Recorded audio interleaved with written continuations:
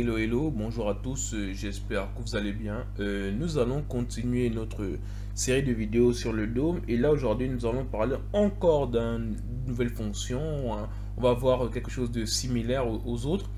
Si vous vous rappelez, lorsqu'on l'avait fait ici, regardez ce qui s'est passé là. On avait dit qu'on avait mis italique partout comme ça. Vous vous rappelez, et ça ne marchait pas parce qu'en fait on avait dit que l'ID était unique et donc pour cela, qu'est-ce qui s'était passé? On avait dû changer tout. Ce qu'on est obligé de faire, on est obligé de faire créer une variable. On récupère d'abord tous les éléments. Ensuite, on met avec le spread operator. On crée un nouveau tableau. Ensuite, on boucle sur le tableau pour pouvoir changer. Et supposons qu'on veut changer en faisant plein de choses. Vous voyez, ça va être un peu long de faire ça comme ça. On va avec des boucles là-dessus, tandis que on ne veut pas forcément se taper des boucles, ainsi de suite. Et ça peut être un peu difficile à gérer, je le comprends très bien. C'est pour cela que on va dire, on nous a donné une autre astuce au lieu de faire ça. En fait, ici, on ne va pas utiliser ce qu'on appelle les ID, mais on va utiliser ce qu'on appelle les classes. Donc ici, si je mets une classe comme ça là, vous voyez, c'est ça le mot qu'on va utiliser. Donc ici, on va devoir juste remplacer ici par classe partout comme ça.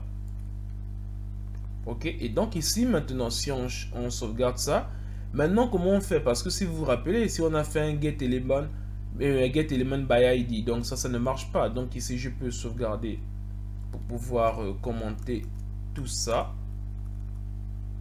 On va maintenant faire autre chose là.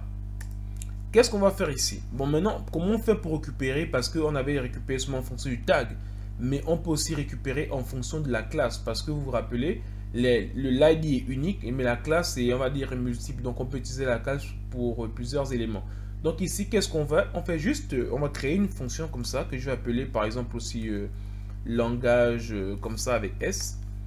Et donc, ici, qu'est-ce qu'on fait? On va faire toujours le document, assez identique aux autres.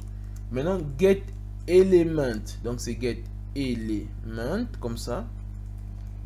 Get element. Ici, maintenant, vous voyez, regardez. Ici, il n'y a que ID qui est au singulier, mais tous les autres éléments ont au pluriel. Pourquoi? Parce que le ID récupère qu'un seul, mais les autres nous permettent de récupérer plusieurs.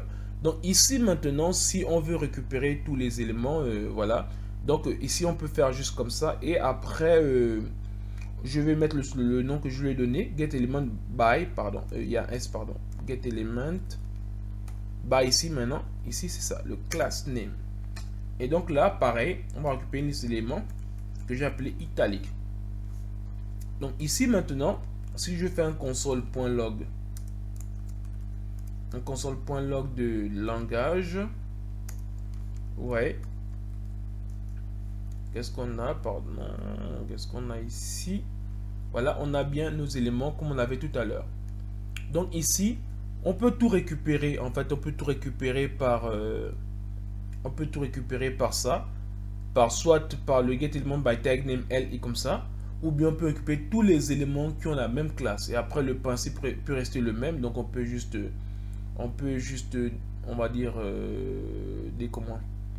on va s'arrêter plutôt ici comme ça. On va faire ça, et là on va enlever ça, et donc là maintenant si on fait ça, bon, on peut avoir toujours le même résultat, mais vous voyez ici, là on a mis tout en italique, pardon. Donc voilà rapidement ce qu'on pouvait savoir get element by class name. Et donc je vous donne rendez-vous à la vidéo prochaine où on va encore avancer un peu plus là-dessus. Merci.